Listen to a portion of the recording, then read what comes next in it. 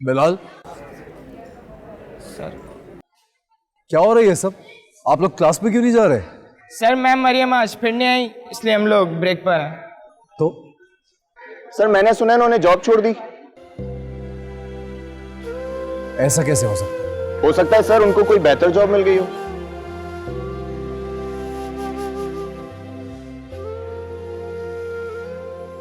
बहरहाल आप लोग जाइए प्लीज क्लास में जाइए।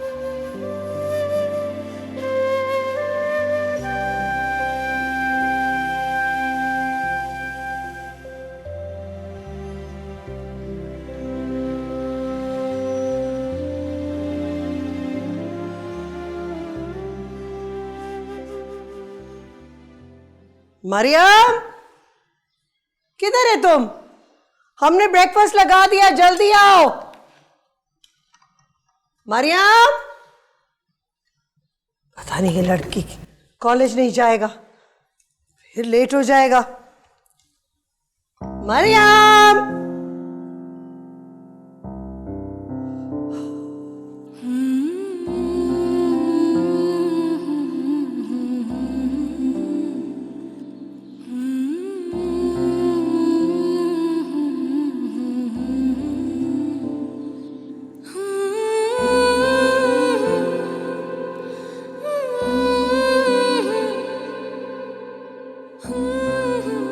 मरियम, मरियम, तुम कॉलेज नहीं जाएगा?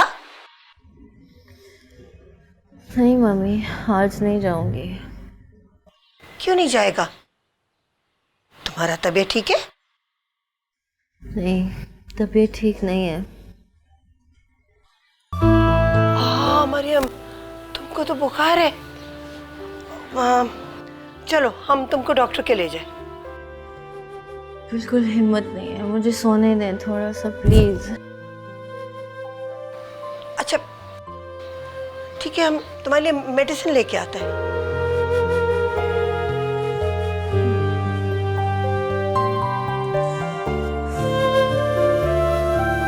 देखो बेटा, हमारा बड़ा वेल एस्टेब्लिश्ड फैमिली बिजनेस है और फिर मेरे को 4-5 बेटे तो हैं नहीं जिनमें मुझे जायदाद तकसीम करनी पड़ेगी।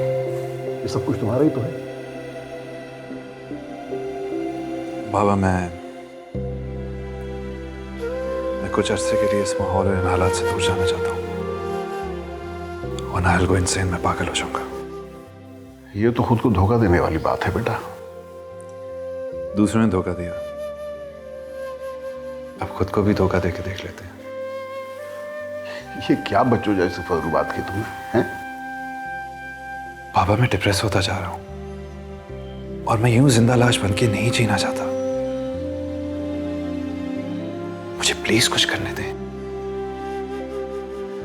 अपनी जिंदगी को बचाना मेरा हक है। ओके ओके, तुम लॉ करना चाहते हो ना, तो जरूर करो, लेकिन बेटा ये सब कुछ यहां इस मुल्क में भी तो हो सकता है। और फिर तुम बाहर चले जाओगे तो तुम्हारी मां तो बहुत रंजीदा हो जाएगी। बाबा, वो कोई इश्यू नहीं है। आप जानते हैं, आप और मामा जब चाहे मुझे विजिट कर सकते हैं।